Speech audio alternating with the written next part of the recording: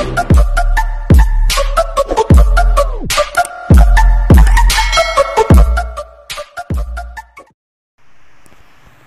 guys! Andito ako ngayon sa Palapala, Cavite. Mag-isa lang po ako nagpunta dito. First time ko pong nagpunta ng Palapala, Cavite. Naghahanap po ako ng damit na maisusuot ko kasi wala akong dalang damit na medyo maayos. Kaya naisipan kong magpunta dito sa Robinson, Palapala, Cavite. Ayan po, naghahanap po ako. Diretso na po pasyal at ayun nga, nagbablog nga po ako. Ayan po. Ngayon lang po ako napunta dyan sa, sa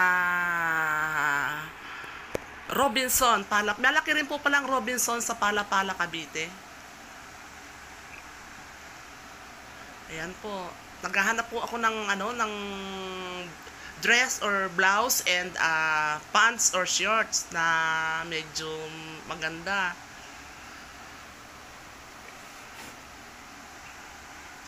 Kahirap po pa naman magpili ng mga damit. Di nagsusukat po ako ng mga damit na yan, ng mga nakursanadahan ko. Kaya nga lang po, malaki po ang tinaba ko, kaya medyo mahirap humanap ng damit na sadyang kasukat ko or yung suwak sa katawan ko. Hindi ko na po pinakita sa inyo kung paano po ako magsukat ng damit. Ayan po, tumitingin-tingin na rin po ako ng po pwede kong ipasalubong pag uwi ko. Ayan, pumunta po ako sa second floor. Baka po sakaling doon, may makita ako sa second floor. Pero sa first floor, sa department store po, meron na rin po akong mga nasukat na damit. Kaya nga lang, ayan, naghahanap-hanap pa rin po ako. Ayan, second floor po ako niyan.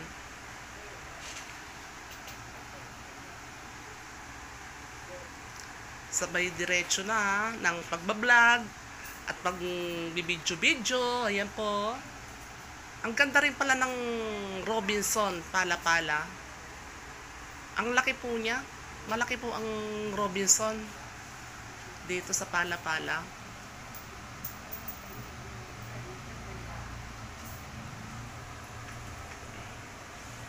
Yan, tumitingin-tingin po ako ng pagkain na pwedeng ipasalubong.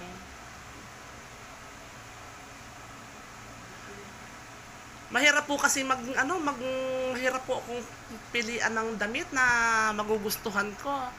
Kahit yung ibang damit, kasya na sa akin, tapos hindi ko naman masyadong kursunada. O, ayan po, tumitingin-tingin na rin po ako ng ipapasalubong ko pag uwi ko. Pag uwi ko po sa anak ko, bali uwi po ako sa Silang Cavite sa anak ko.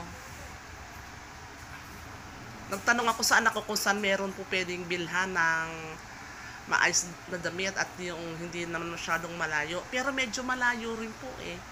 Sumakay po ako ng bus mula from Silang Cavite to yan nga po, Robinson, Palapala.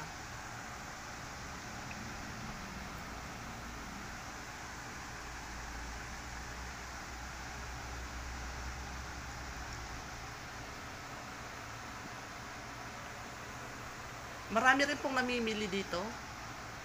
Nakita ko marami rin namimili.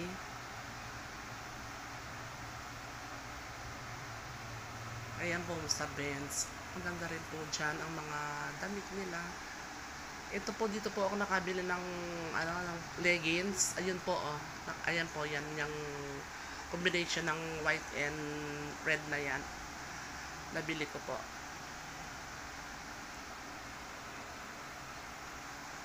Kaya nga lang, wala naman ako nabili na pwedeng eterno dyan.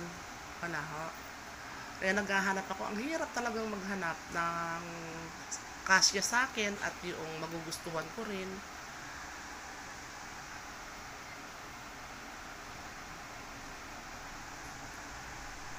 Ayan po, hanap-hanap din. Gusto kong humanap ng slipper or sandals na pwedeng panlakad na slipper. O, ayan po, sandals. Ayan. 1,700 po yung hinawakan ng sales lady na yon. 1,700 daw.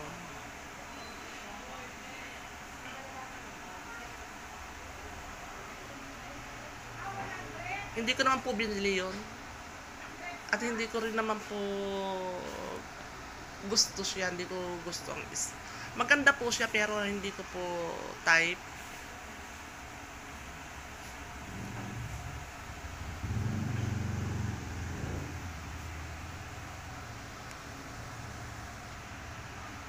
Ayan po. Naghahanap po ako ng pwede kong iterno sa leggings na binili ko. Ayan po. May nagturo sa akin sa banda dyan na merong department store na po pwede akong bumili ng blouse or ng kung anong magugustuhan ko. Ayan po. Ang ganda-ganda po ng Christmas tree, oh. Ang laki-laki po niya, oh. Ayan, ang ganda, ang sayang tignan. Malaki po yan. Yung Christmas tree na sa personal. Malaki po siya. Mataas. Ayan po, ayan na po. Diyan na po ako naghahanap ngayon. Ayan. Wala naman po akong nagustuhan na wala po akong nagustuhan na blouse or dress. Wala po akong nagustuhan.